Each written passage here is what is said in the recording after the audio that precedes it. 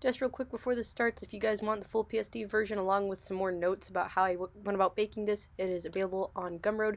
Link is in the description. I also have a bunch of other stuff like wallpapers and other PSD files up for sale, so go check that out. Go! Go! Hello! Happy weekend, or whenever I decide to upload this. How's everyone doing? I have not done a voiceover video like this in a fat minute. I was actually going through my YouTube channel the other day and making fun of it with my friends, and I just realized, like, you know, maybe I'll actually sound like I know what I'm talking about this time. I don't know. We'll see.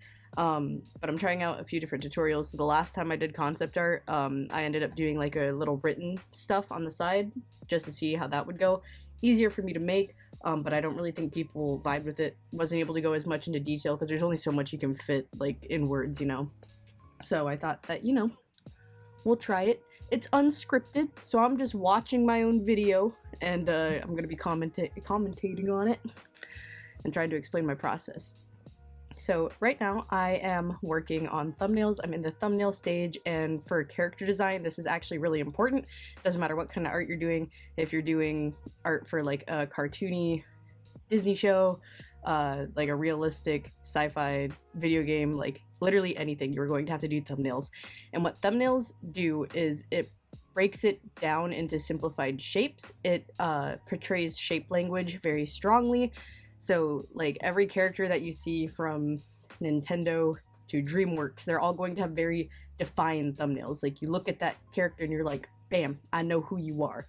So that's why oftentimes we start with thumbnails. It's one, to simplify it, and two, to make sure that we have very bold and recognizable shapes going on. Obviously, thumbnails doesn't work for everyone. A lot of people struggle with it. I struggle with it. I still think that I'm really bad at it. I don't understand 100% what I'm doing. Oftentimes I feel like a lot of my thumbnails look too similar, especially when I nail down an idea that I really like. But at the end of the day, you just got to keep practicing, keep going with it, and eventually it'll get stronger. Because, like, I can tell you, I used to be bad at it. Now I'm not so bad. Alright. Now that I have a thumbnail that I actually like, I'm going over it and sketching out basic shapes. And what I'm doing here is, oh, there's my face.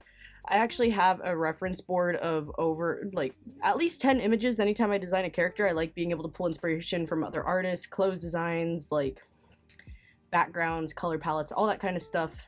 And so what I'm doing is, now that I have a shape of a thumbnail that I like with a pose that I feel really fits the character, I'm going over sketching and trying out different outfits. It's all little minute details that not a lot of people would notice, but it gives me ample time to go through and really just, you know, hash it out, get as many ideas out there as I can, because oftentimes if I just dive into it without paying attention to what I'm doing, I don't like the result in the middle, and I'll go back and change things. Doing it early in this stage, like, you know, choosing a color palette too, it makes the design process so much easier, so that you're not doubting yourself and you have this plan that you can pull from that's already very confident. That's already something that you can just, bam, work off of, instead of switching things up halfway as you go. Because I used to do that a lot, but after doing this kind of workflow, it doesn't happen as much anymore.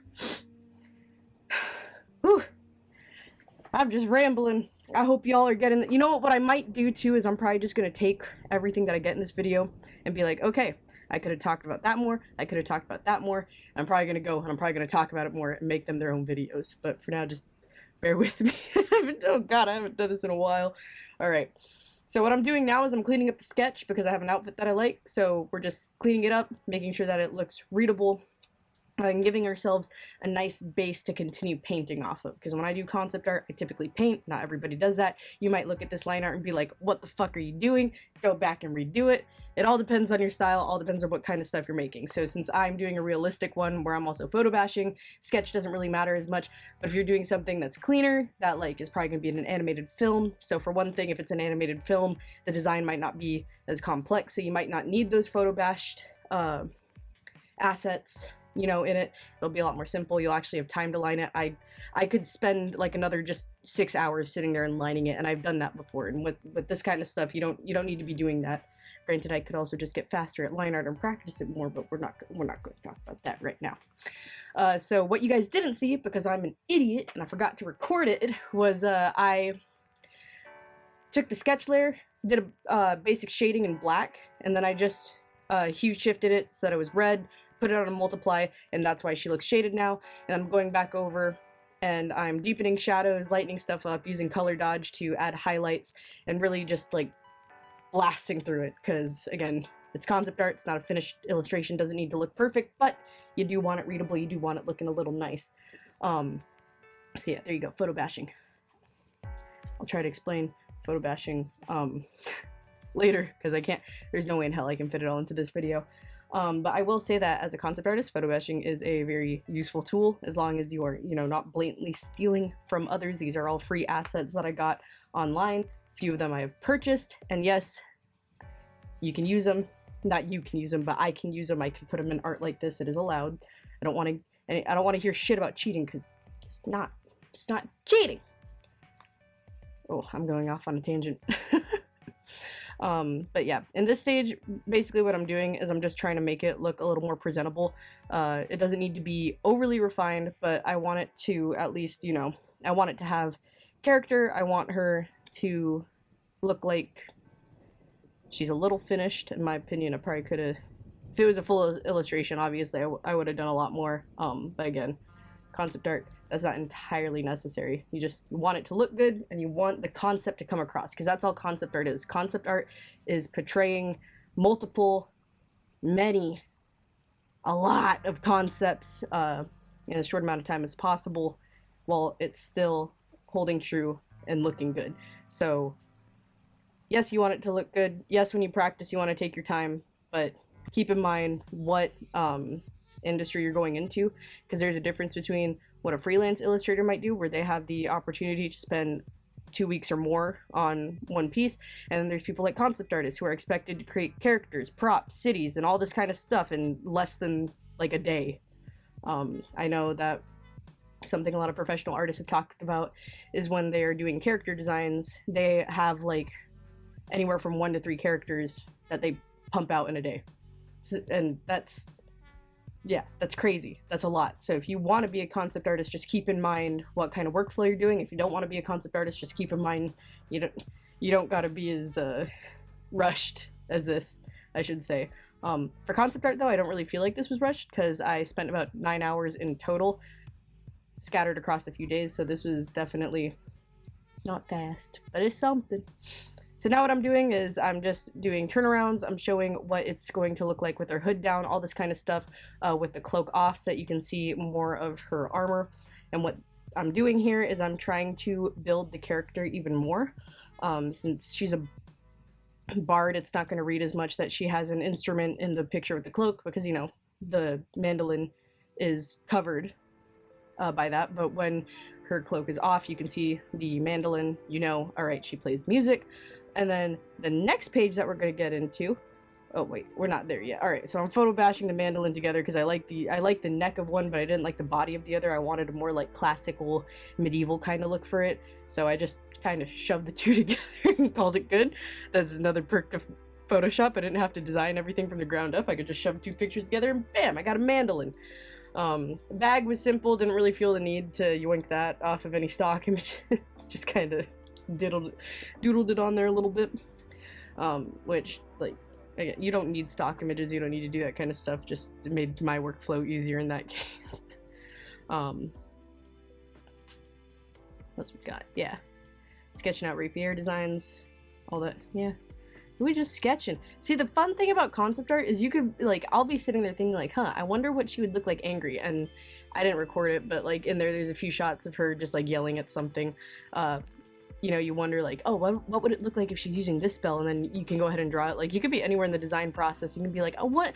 That is the biggest thing about concept arting and being a designer, is just thinking, I wonder what, and then executing it, showing what it would look like. So like right here, I'm drawing what I think it would look like if she was using the spell Dancing Light. And then later you'll see, like, I didn't really like the orb vibe, so I made like lanterns. Here, I just stole from the full piece that I made, cut it up, shifted things around a little bit, and then now, boom, she's playing music. So the whole, again, you are trying to characterize your character, you're trying to bring that character to life, and you're trying to show like your thought process behind the character when you're making concept art. The other thing that you're doing, especially with turnarounds, you're getting concept art ready to be looked at by 3D artists, animators, so that they can build that character and put it into a game. However, I'm not too focused on that because I am not in a game, so I'm just doing a lot of this stuff for fun right now. Yeah, movement, trying to understand what the character would be like. So since she is a child, you know, very explosive movements, because I feel like a lot of anytime she uses magic, like it's a very like emotional moment for her, because she's in a fight, she's a child, like she's probably freaking out, so like boom, hold person, bam, there you go. I'm saying there you go a lot. But yeah, so I could probably have done a lot better job on this if it was actually, you know, scripted. But hi, welcome to my rambles again. It's just like we're back in 2016. Oh my god. Yeah, more painting stuff. Yeah.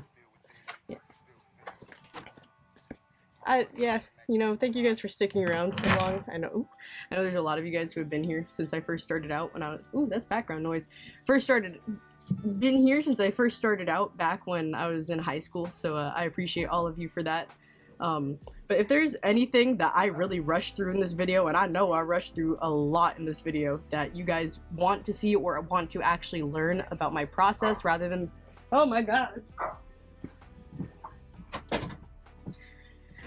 rather than me being like, oh yeah, here's everything, go, just comment below. I'll actually be able to make a proper video on it, but I wanted to ramble. I wanted to talk about what I was making while I was making it. I got into DnD and now I can't stop drawing my own DnD characters, so let's go. But yeah. Comment what you want to learn about. Like, sub, all that stuff. And goodbye!